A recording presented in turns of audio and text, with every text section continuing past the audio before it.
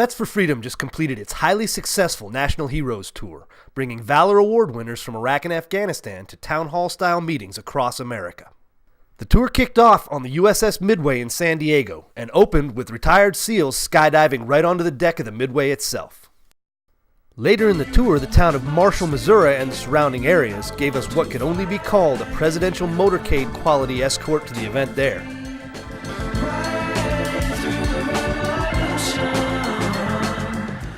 What a perfect frame for the message these veterans were bringing. Just let them win.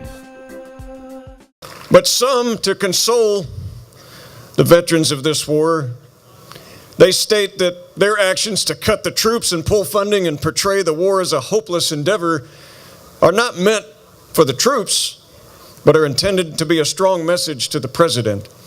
That's like someone coming up to you at work, punching you in the gut and say, "That wasn't for you, I like you. That was for your boss."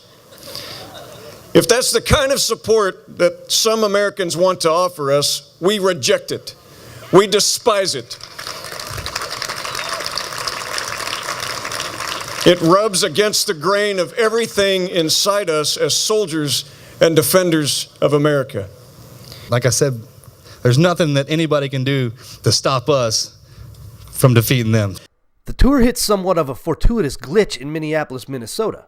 Pete Hegseth, executive director of Vets for Freedom, had arranged to have the vets speak at his own high school in Forest Lake. At the last minute, the principal canceled the event after receiving a few emails from anti-war protesters. The event was moved to the local American Legion, but still quite a few Forest Lake High School students showed up to hear the veterans talk. And Derek, you were hoping to see the heroes, talk to them, maybe get some information? I was, because I'm going to the National Guard, so I was hoping to, kind of see what it's like over there and talk to them and see what's going on. And how'd you show up here? I left. I told them to give me a pass, or I'll just walk out the doors anyway, so. My brother's best friend just went into the Army, and he was a great student at Forest Lake. I think it's absolutely ridiculous that we couldn't all be able to get this awesome presentation. I was recently back in Iraq 2 weeks ago, into the neighborhoods. I walked the neighborhoods I served in as a platoon leader in 2005. I was an embedded reporter. I was a little queasy going back this time without a weapon, but I got to tell you, I actually didn't need one. I was on the ground for 3 days in the neighborhood of Dora, which a year ago was Al-Qaeda's Baghdad headquarters, and I didn't hear a single shot fired or a single explosion. Kids, families were out in the markets. I mean, the markets were booming. Iraqi security forces were on every single street corner. Attacks are way down in that neighborhood and throughout Iraq. Ethno-sectarian violence down over 90%. Attacks down over 80%. These are the overall throughout the country over the last year. These are the statistics that we're out there spreading across the country, emboldening people to make sure that we continue to complete this mission. We are the legacy of what you sacrificed. And you know what? We came home, we got our little awards, we kept them in the same shoebox you kept them in. We don't care. It's not about awards. I lost 36 men. I knew their parents. I talked to their kids. I promised their wives they would come home. 320 wounded. We talk about educating. That's what Vets for Freedom is all about, educating. But you know who needs education? People in Washington need educating. People come up to me all the time and they lecture to me and they say, you know what? They lecture me constantly. We go to the house and we talk. Hey, Sergeant, I just came back from Camp Liberty, okay? And I was at a Brown and Root Chow Hall, and I can tell you that the blue cheese, if it's left out, what are you talking about? Been out there for over a year, beating the streets, getting shot at, watching kids get blown apart.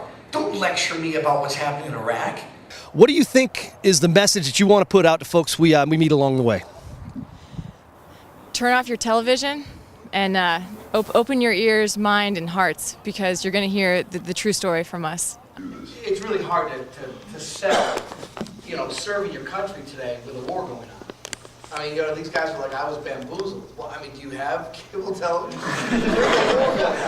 They're still walking up. Retention is at an all-time high.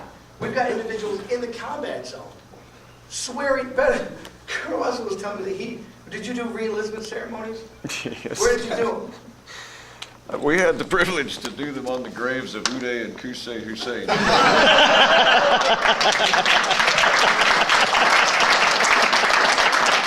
when I started feeling down on myself, and I look back and one of my Marines just got his arm shot off, and he tries to lift his rifle with his good arm to continue fighting, but he doesn't have the strength, and he pulls a pistol from another Marine's holster and continues firing.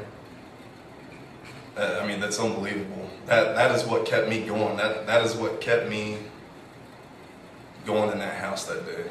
It's great to see the progress that's being made. What you see on the TV and in the newspapers right now is the Iraqi security forces and the Iraqi police forces fighting against the Mahdi army. The tour's grand finale was the Vets on the Hill event in Washington, D.C., April 8th.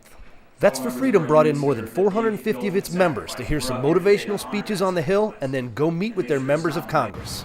My friends, we will never surrender to You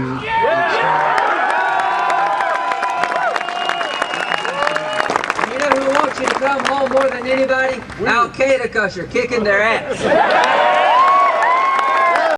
The Heroes Tour was a tremendous success and brought a pro-victory message across America and to the halls of Congress. The job's not done yet, though, so look for round 2 of the bus tour later on this year.